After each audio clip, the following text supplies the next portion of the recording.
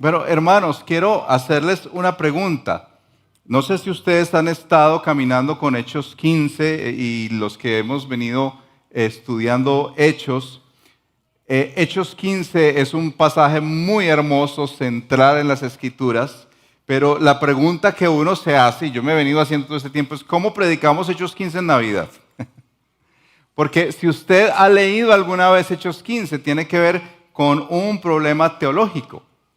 Pero estudiando este texto me ayudó a entender un poco por qué es tan importante en cualquier época y principalmente en Navidad.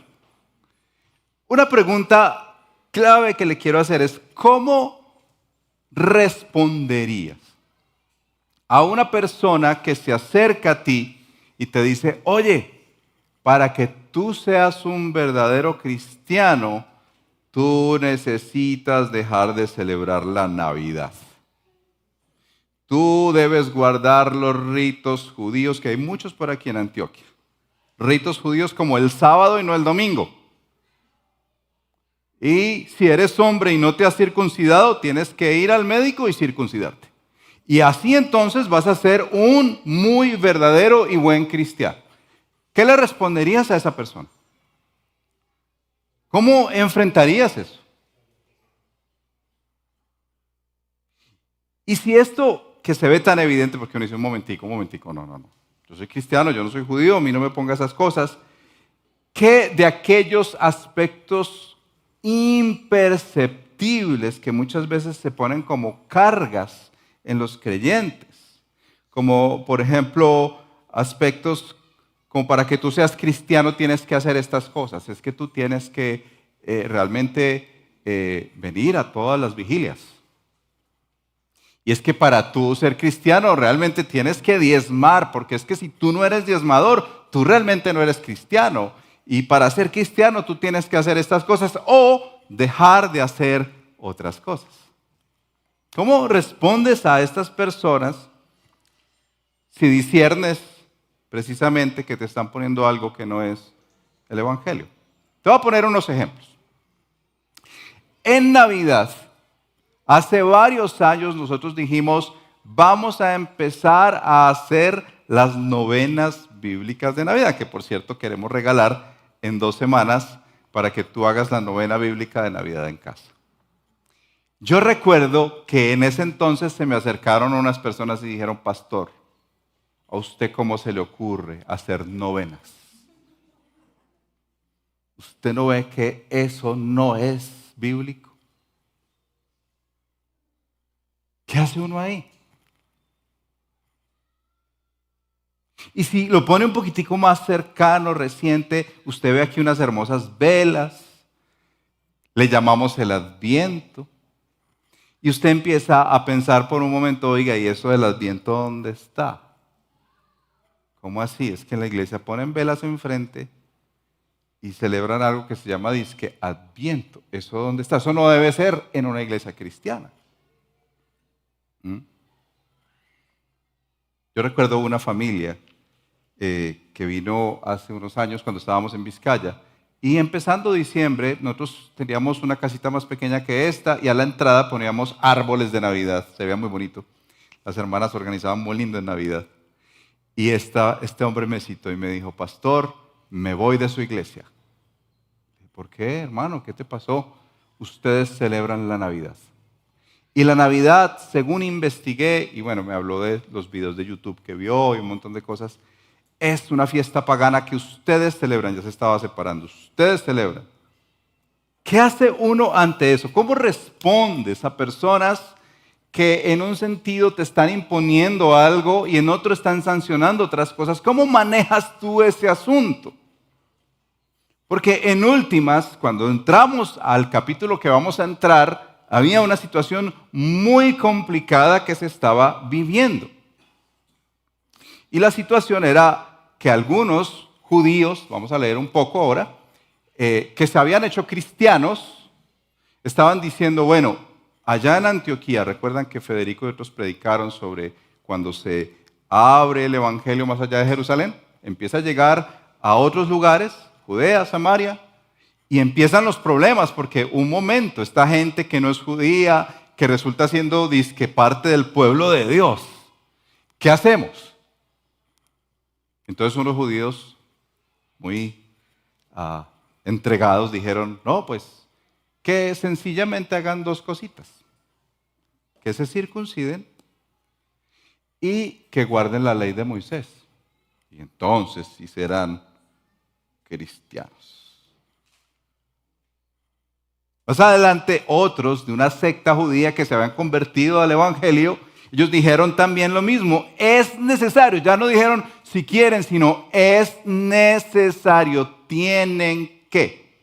Primero, circuncidarse y segundo, guardar la ley de Moisés. Notifíquese y cúmplase. Mire, el problema era tal, y ya vamos a mirar por un momento este capítulo, que si tú lees Gálatas capítulo 2, el apóstol Pablo, contando su testimonio, cuenta que en un momento llegó a un lugar, Antioquía, y vio a Pedrito sentado primero con los gentiles, comiendo como si nada. No sé si morcilla, no creo. Pero estaba comiendo con los gentiles, tranquilo, como si nada. Cuando llegan los judíos, Pedro se cambia de silla. Porque tenía temor con los judíos. Mire, dice Gálatas que era tan delicado el asunto que muchos de los judíos que estaban ahí se cambiaron de bando y se sentaron con Pedro. Aún Bernabé, el hombre tan querido que leemos en Hechos, resultó siendo tentado, dice Pablo, por la hipocresía de esta gente y se sentó con ellos.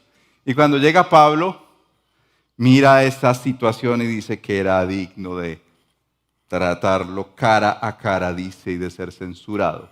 Y lo trata efectivamente en público y lo confronta.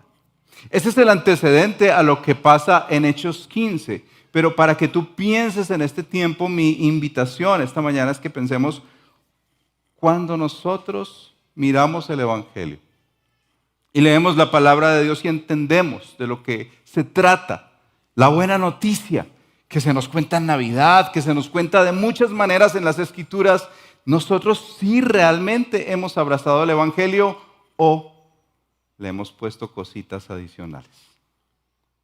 O decimos, no, sí es Cristo, pero es necesario que.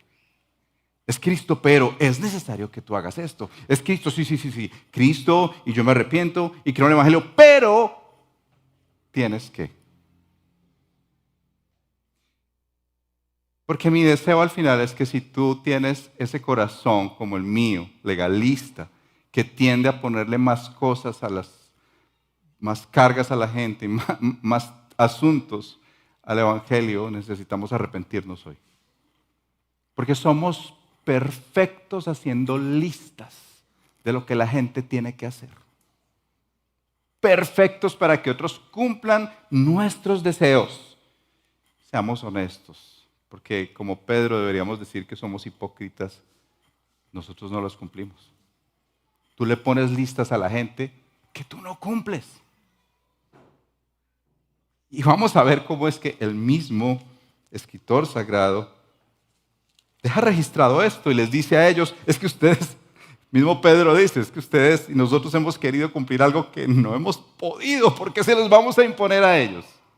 Abre Hechos 15 si te convencí, que es muy importante este texto en Navidad. Hechos 15. Y lee conmigo, está en la página 1130. Que el Señor limpie nuestras conciencias, purifique nuestros corazones con la fe y nos libre de las listas.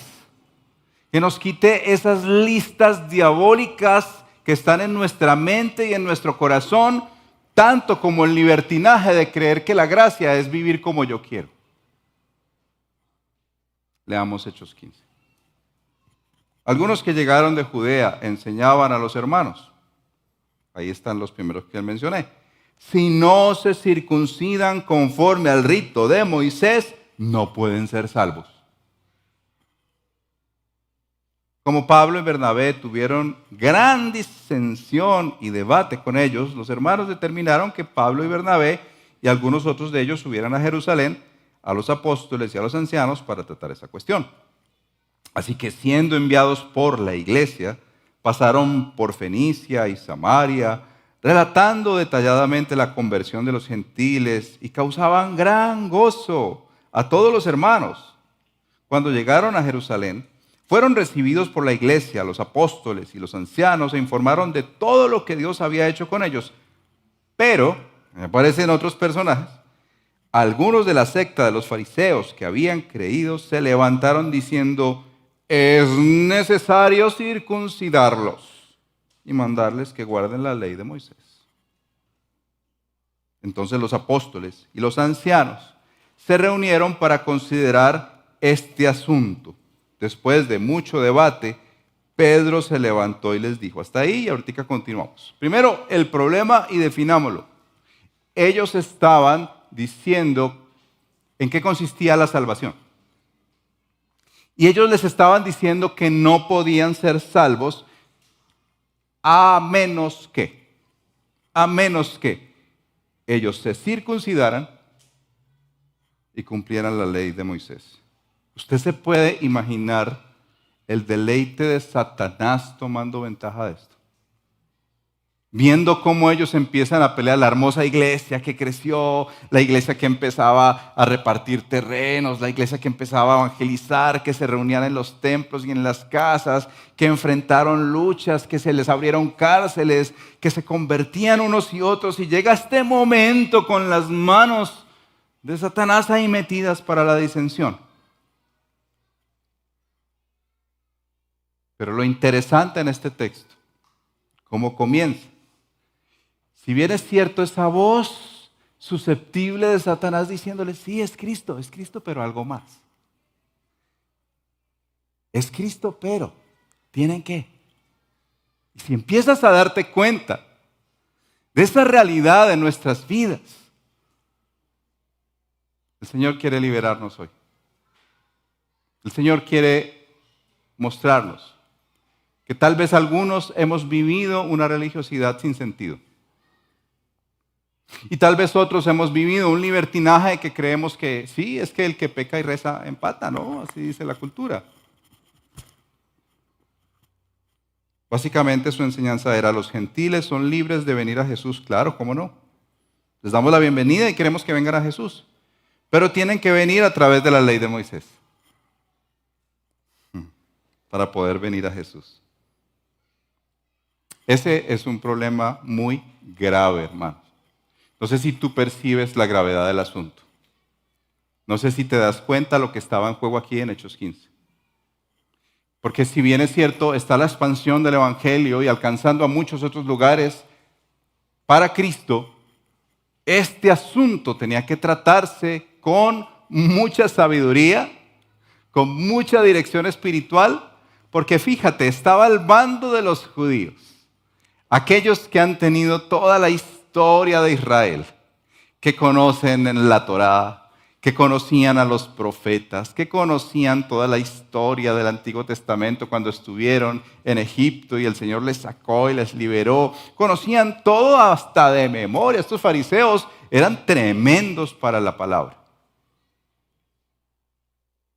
Y se encuentran con unos hombres y mujeres en otra ciudad. Imagínate que es Armenia, imagínate que es La Ceja. Eran iglesias hija de Jerusalén. Y empiezan a escuchar que por allá en Jerusalén están diciendo esto. No, que les mandan decir que si quieren ser verdaderos cristianos, tienen que circuncidarse y guardar la ley. Es decir, por lo menos empiece por los 10 mandamientos.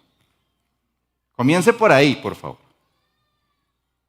Estaba en juego el sustento y la teología de la fe cristiana. Y miren cómo ellos empiezan a resolverlo. Dice el verso 6,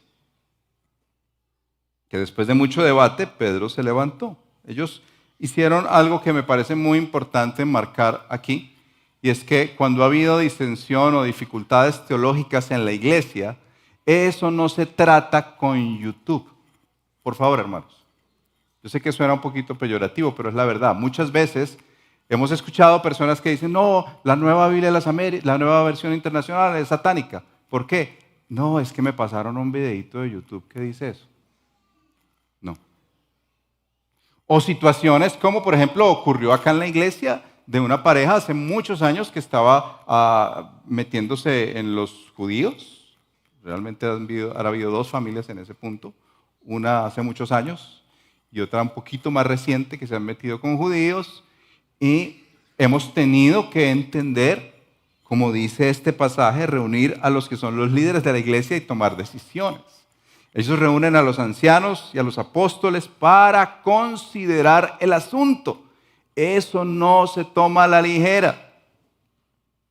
Muy importante que en el proceso de resolver un problema como este, ellos involucran al liderazgo principal.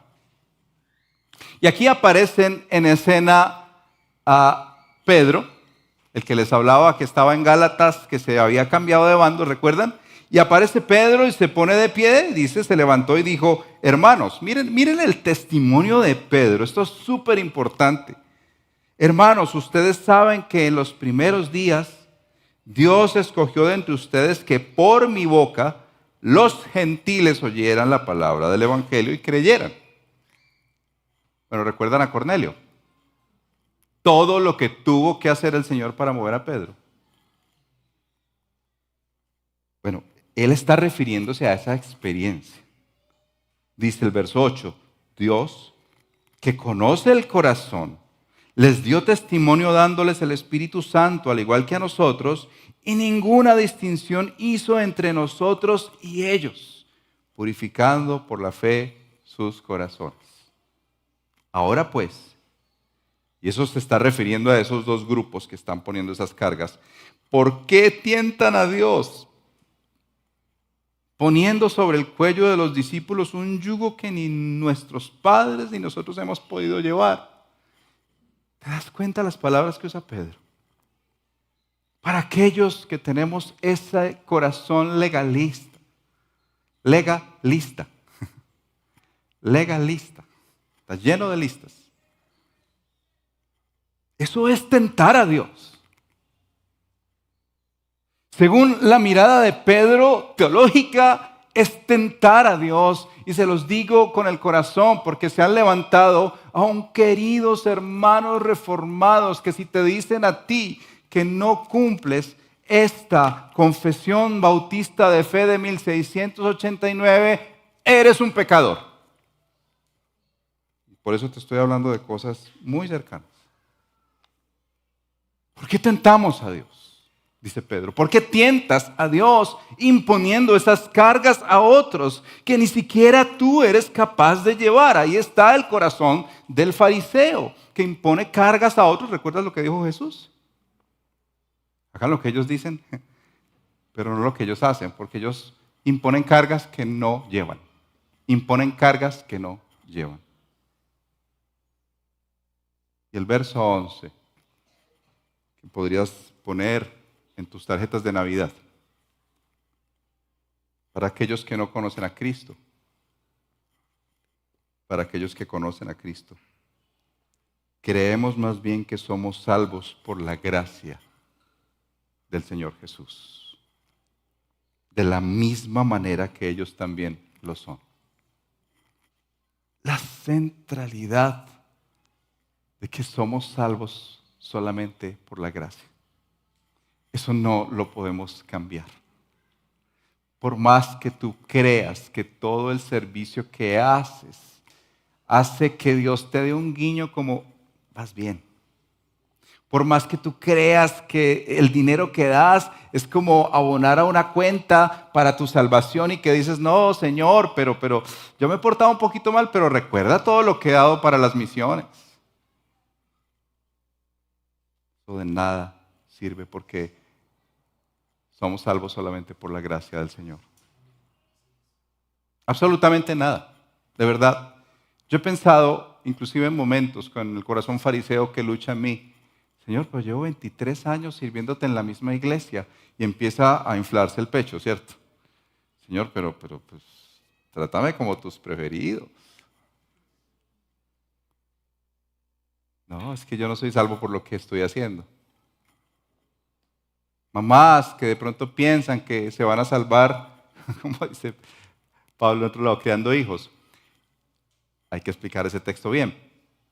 Pero no, por más que tú formes unos queridos ternuritas y sean lo mejor, de lo mejor, de lo mejor, eso no te va a salvar.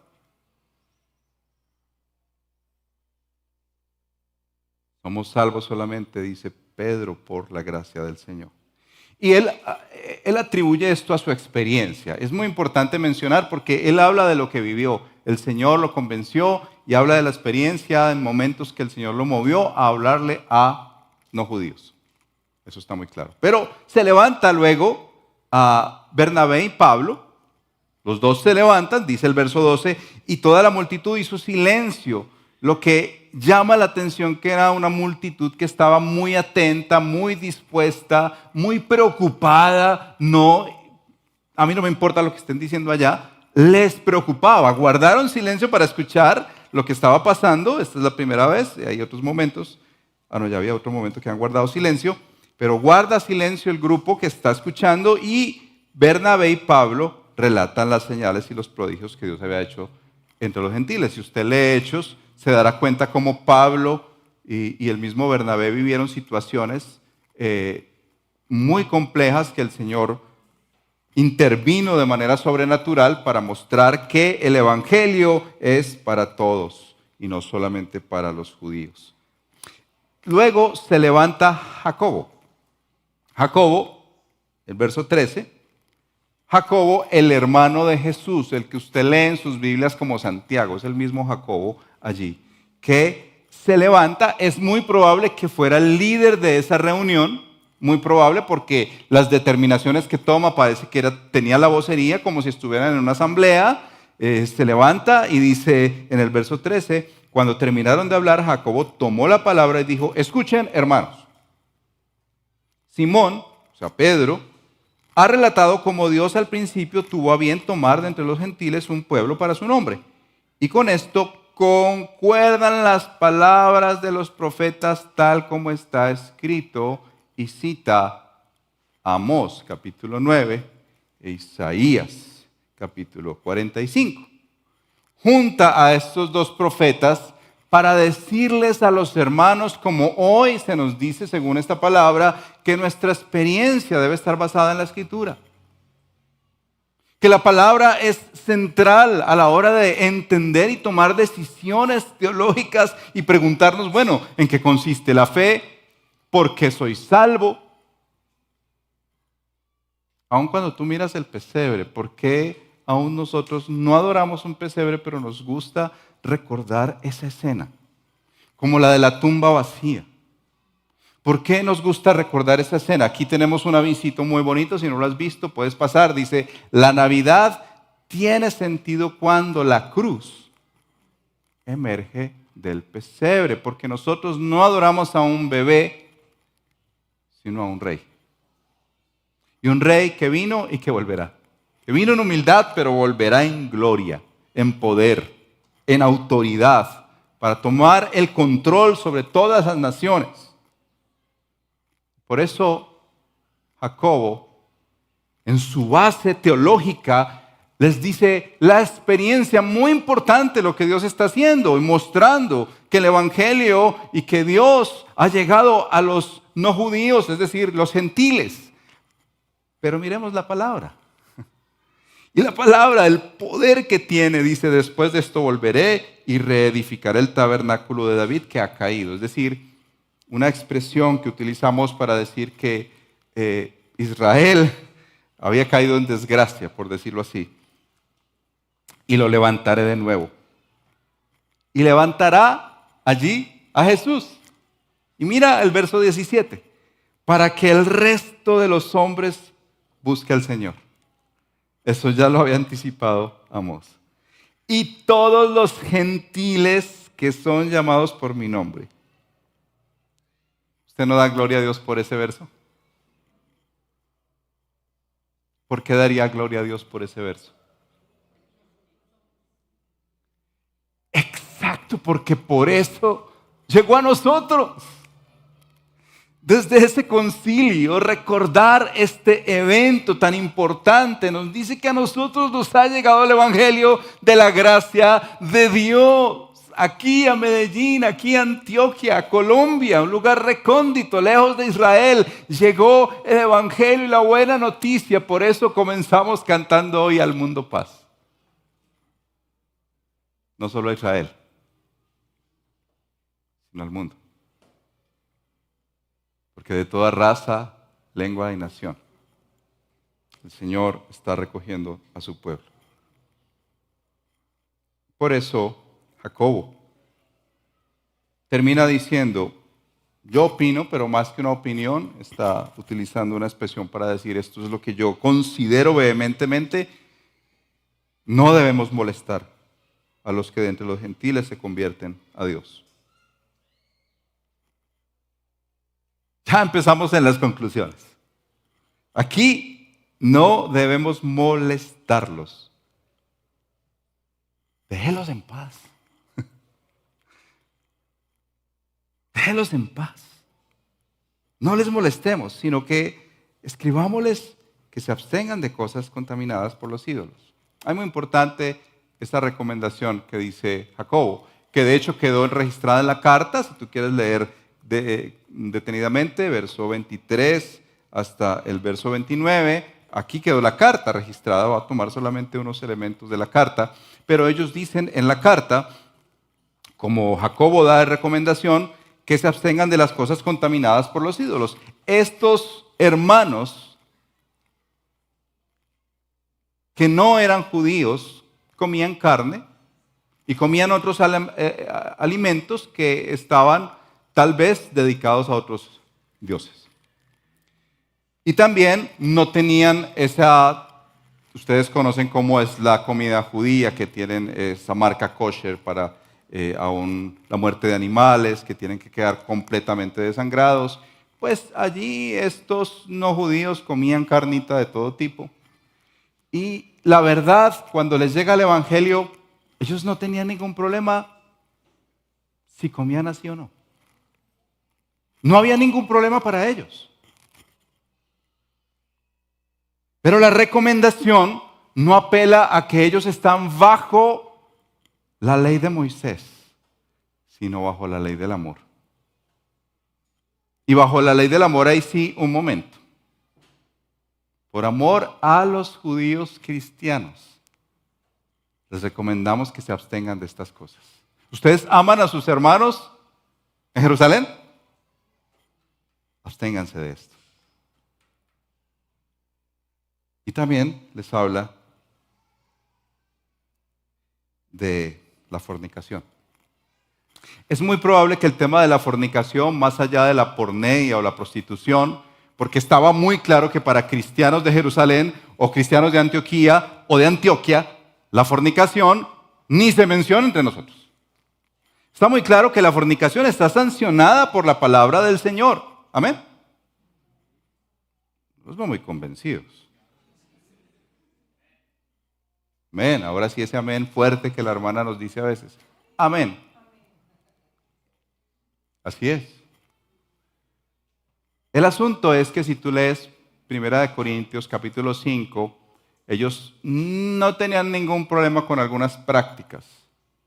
Por ejemplo, que un muchacho se hubiera ya emparentado con la que era la esposa de su papá, tal vez era su madrastra. No sabemos si había muerto el papá, no tenemos conocimiento de esa historia, pero había un pecado que se debía sancionar ahí, entre otras cosas como el incesto, que era permitido en algunos contextos. Entonces, por eso ellos dicen, mire, les vamos a pedir el gran favor, que nos amen, no comiendo lo sacrificado a los ídolos y cuidándose de la fornicación.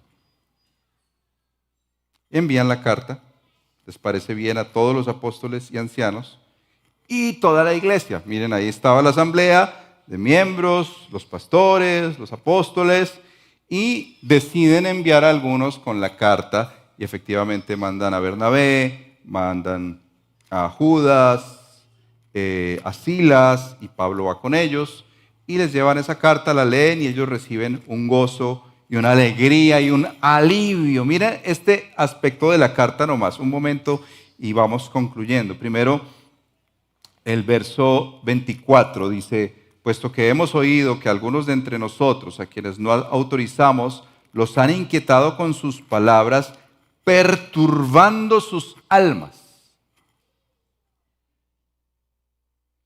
Si has leído lo que he leído, te darás cuenta que el legalismo, la imposición de listas, aparte del Evangelio, primero tienta a Dios. Segundo, es un estorbo para el Evangelio. Tercero, perturba las almas de los cristianos. Como si fuera poco, dice el verso 28, porque le pareció ver al Espíritu Santo. Tal discernimiento Dios les había dado a estos hombres que sabían que esa decisión era concertada, como si el mismo Espíritu Santo se hubiera sentado en la mesa con ellos. Le pareció bien al Espíritu Santo y a nosotros no imponerles mayor carga que estas cosas esenciales. Y luego reitera ahí en la carta lo que dice Jacobo. ¿Qué nos tiene que decir este texto a nosotros? ¿Cómo lo incorporamos en nuestras vidas? ¿Cómo lo entendemos aún preparatorio para esta Navidad?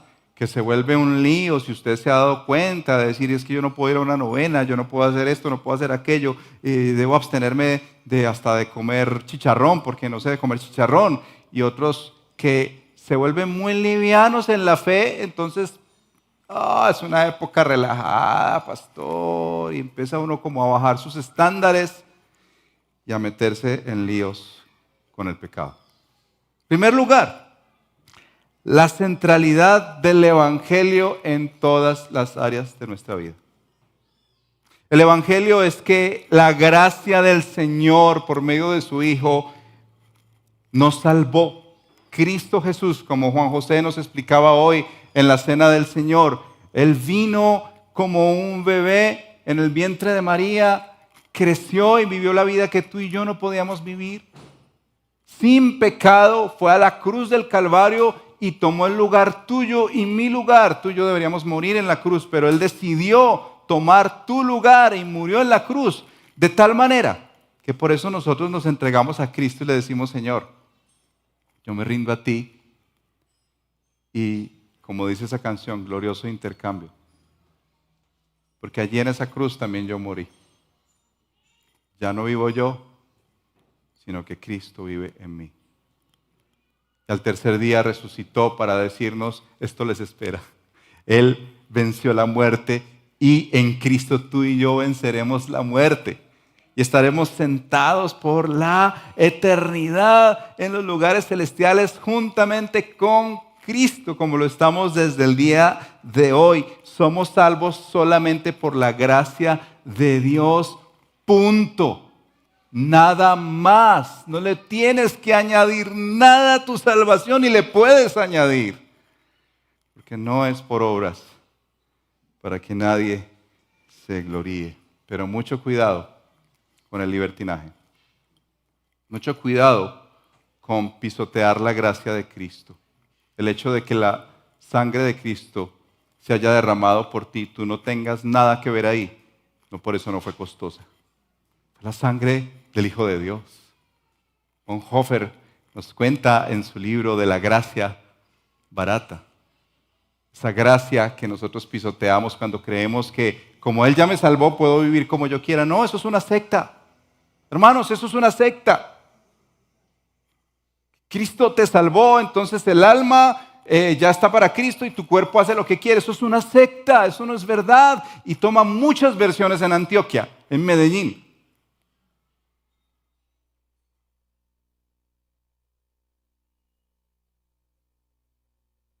Ten cuidado con el legalismo, pero también con el libertinaje. ¿Cómo sales de ahí? Entrega tu vida a Cristo, conoce a Cristo, disfruta a Cristo, celebra la buena noticia y pídele a Él que te sostenga, que te limpie. Y como dice este pasaje, que Él mismo purifique por la fe tu corazón. Una fe que no solo salva, sino que purifica. En segundo lugar, la prioridad en la palabra. Hermanos, yo les quiero decir esto con amor. Yo creo que nosotros estamos fallando porque no tenemos conocimiento de la palabra. Porque da pereza. Porque cuesta. Porque yo prefiero lo que me dice YouTube. Y sí, estoy en contra de YouTube porque está haciendo cristianos perezosos, cristianos superficiales. El Señor te dé la gracia de abrir la palabra de Dios y tú encontrarte con Él todos los días, en la hora que sea. No digo horas porque, el pastor dijo que a las 6. Fíjense cómo es nuestro corazón. No, a cualquier hora. Pero que tú leas la palabra de Dios que te mostró quién es Cristo y que puedas decir todo el tiempo tal como está escrito. Tuve un sueño, tuve una visión, tuve lo que sea, tal como está escrito. Acá está escrito, pastor, y si está escrito acá en la escritura, yo debo creer por fe que esa es la palabra de Dios y es verdad. No apeles a tu experiencia solamente. Hermosa la experiencia, pero aquí se nos deja claro que la palabra está por encima de la experiencia. Siempre la palabra está por encima de la experiencia y a través de ella debes tamizar todo lo que tú vives y todo lo que tú pienses, todo lo que tú sientas inclusive a través de la palabra de Dios. Tercero, la urgencia por ir a los que no conocen a Cristo. Hermanos, si esto dejó claro, es que Hechos 15 no iba a obstaculizar el avance del Evangelio. Era importante hacer ese concilio, era importante tomar esas decisiones, pero avancemos a alcanzar a aquellos que no conocen a Cristo. Aquellos que necesitan con urgencia la gracia de Dios. En esta Navidad te aseguro que Dios te va a poner familias, personas, individuos que necesitan conocer a Cristo. Y tú eres llamado a compartir tu fe. Cuarto, lo vital del carácter de los siervos. ¿Sabes por qué hay asambleas que se enredan? ¿Por qué iglesias se enredan al tomar decisiones teológicas difíciles, complejas? Examina el carácter de sus siervos.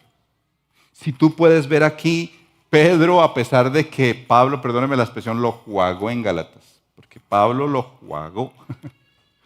Pedro aquí está sometido al cuerpo, tranquilo, reconociendo que Dios obró así y da espacio a Pablo y da espacio a Bernabé, quien también se había sentado con él. El carácter de los siervos. Jacobo se levantó con una clarísima decisión que el Señor había puesto en su corazón y todos los demás experimentaron unidad y unanimidad en la decisión. El carácter de los siervos es clave para tratar los asuntos de la iglesia. Y si tú percibes que hay algo por aquí rondando, alguna secta, algo extraño, vea, yo puedo decirles que vivimos un tiempo enredados en la terapia, centrados en la terapia. Hemos tenido dentro de la iglesia judaizantes. Hemos tenido personas dentro de la iglesia que vienen de contextos supremamente legalistas y que te imponen a ti hasta a qué horas debes hacer el devocional y cuántas veces deberíamos tener ayunos en la iglesia. Pero también hemos tenido aquellos que llegan y sienten que porque la gracia de Dios es la gracia de Dios, vivo como quiera. Pastor, no me imponga nada porque es que la gracia de Dios. Pastor, no me diga nada porque es la gracia de Dios. Mucho cuidado con este tipo de detalles. Y finalmente, el carácter del Dios santo. Dios es santo. Y así como Él ama que seamos salvos por la gracia de Cristo, Él quiere un pueblo para Él. Él quiere un pueblo que lo ame, celoso de buenas obras. Él quiere un pueblo que está siendo santificado. Por eso en esta Navidad yo quiero decirle a los jóvenes, aún los que tienen una relación de noviazgo, lo mismo que Jacobo pensó acá, que te abstengas de la fornicación. Porque se ha tomado esto en nuestra cultura como algo muy natural y muy normal. Y si tú eres un creyente, yo quiero invitarte en esta hora que en esta Navidad honres a Cristo. Guardes no solamente tu mente y tu corazón, sino tu cuerpo para Él. Romanos 12. Todo nuestro ser es un sacrificio santo, agradable a Él. No pienses que al terminar este servicio, qué bueno, soy salvo por la gracia de Dios, siempre salvo, entonces vivo como quiera. Perdóname, pero tengo que decirte, no es así. El Dios que te salva, el Dios de amor, es el mismo Dios que también es un Dios santo. Y no puedes dividirlo. En esto sí amo a Dios porque es amor, pero cuando es santo y es fuego consumidor, no, ese no es el Dios de la Biblia. No edites la palabra de Dios. Quiero invitarte a cerrar tus ojos. Y que recuerdes este verso. Creemos que somos salvos por la gracia del Señor Jesús. Creemos que somos salvos por la gracia del Señor Jesús. Le respondas al Señor.